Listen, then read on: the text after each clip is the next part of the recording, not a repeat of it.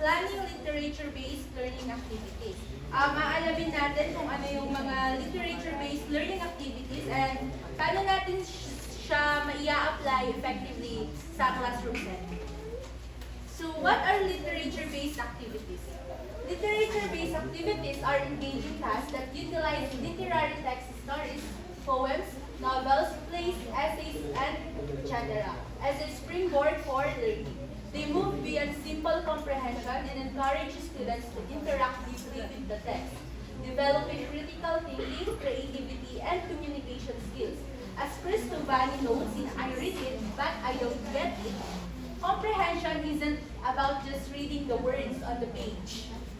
It's about understanding what the author is trying to say and making connections with your own life and the world around you.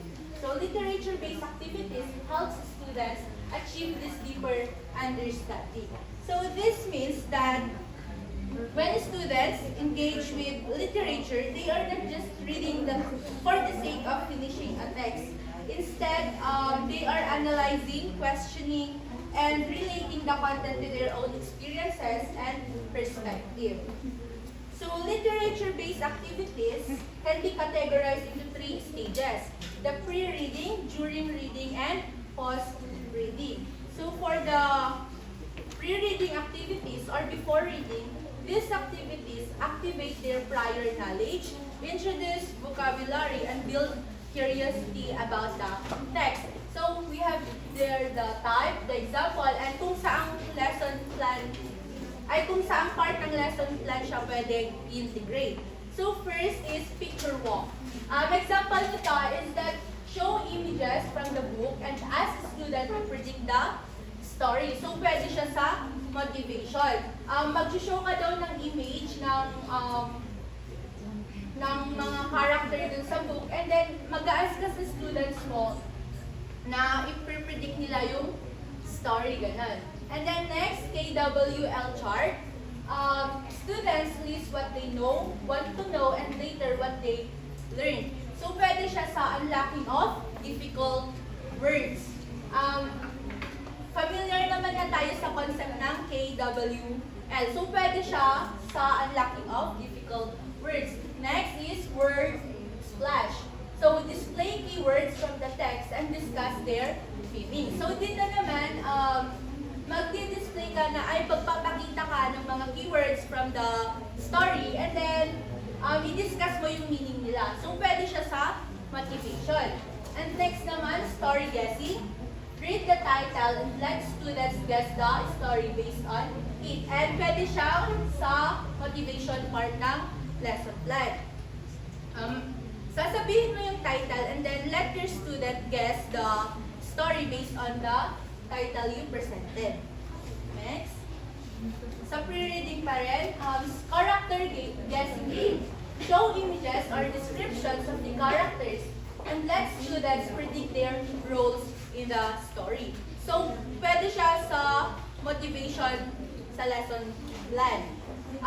Parang kanina lang din na mag-show ka ng image or description of the character and then let your student predict their roles in the story. And next, title and cover prediction. Show the book's title and cover, then ask the students what they think the story will be about. Pwede siya sa motivation. Next, concept map. Create a mind map of a central theme or topic from the text, and then students contribute ideas. So, pwede siya sa motivation. Parang magsusulat ka dito ng main idea or theme nung central theme nung story, and then let your student contributes to the idea. Ganun. And next, think aloud prediction. Read the first few sentences of the story aloud and let students share their prediction. Ayan, mag-read ka ng mga first few sentences from the story and then let your student predict what will happen next. So, pwede siya sa motivation. So, next naman, during reading activities. These activities keep students engaged and enhance comprehension. So, while reading, students should not just go through the text passively. They need activities that encourage comprehension and active engagement. So, Meron ulit tayo ditong types, example, and lesson plan part. First is story mapping. Students complete a graphic organizer. Kunwari, yung characters, settings, and events. So, pwede siya sa lesson proper. And next, stop and predict. Dito naman, post and ask, what do you think will happen next? Mga ganyung question habang nagkwekwento ka ay binaganto mo yung isang story. So, pwede siya sa lesson proper. And next, act it out. Assign roles and let student act out a scene. Ayan. Habang nagbabasa ka ng story sa kanila, ganun, mag-assign ka ng roles sa students mo and let your student act out that scene. So, pwede siya sa lesson proper. Next, echo reading. Teachers reads a line, student repeat it to improve fluency. So, sa ano naman, dito naman is that sa teacher, magre-read siya ng story and then uulitin ng student yung binasa ng teacher so that students will improve their fluency. Next, guided imagery. The teacher describes a scene using vivid language while students close their eye and visualize. So dito naman, mag-use si teacher ng mga vivid language tapos magka-close ng eye yung mga students like, kunwari, yung sa story is that sinasabi niya na naglalakad siya sa gilid ng baybay, may malakas na hangin, magandang bulaklak, ganun. Tapos let your student imagine what you're saying, ganun. Next, text to self-connection. Ask the students na, have you ever experienced something similar? Ganun. And let them share. Habang nagkwekwento ka, ganun, mag-ask ka sa mga students mo kung na-experience ba nila yung same scene, sabi na basa mo, ganun. So that hindi sila mabubore during that story, read aloud session. And next, save the last word. Students find an interesting quote from the text, share it with the group, and explain why they choose it.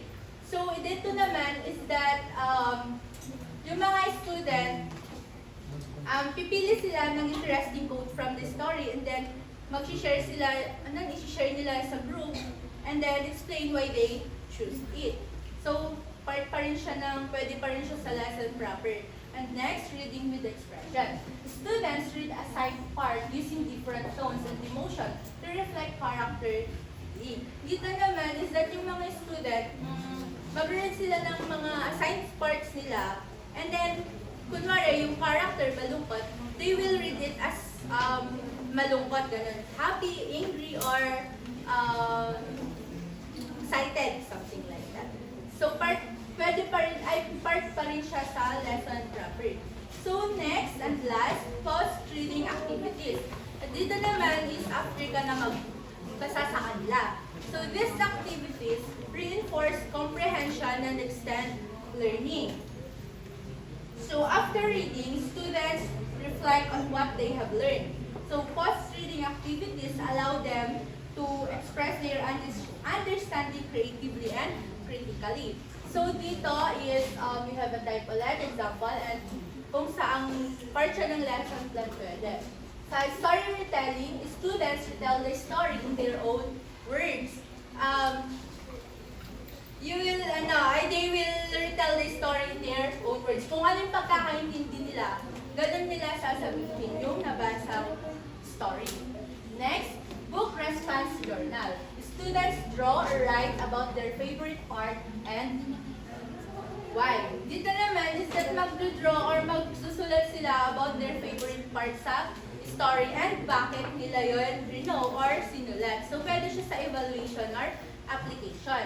Dito naman, reader's theater. Students perform a story as a short play. Ayan, after mag-read ni teacher, pwede pa activity ng teacher na i-perform nila yung story, ganun, or magdala-dulaan sila after. Pwede siya sa enrichment part. And next, creative writing. Students write an alternative heading. Ayan. After magbasa ni teacher, pwede niyang ipa-activity na students will write an alternative alternative ending. Like, magsusulat yung mga students ng ibang ending for that specific story. So, pwede siya sa application. And last, make a connection. Students relate the story to personal experiences. So, after magbasa ni teacher, pwedeng ipa-activity ni teacher na i-relate ng mga student yung story na binasa ni teacher sa personal experiences nila. So, pwede siya sa evaluation or application. So, literature-based activities make reading interactive and meaningful. So,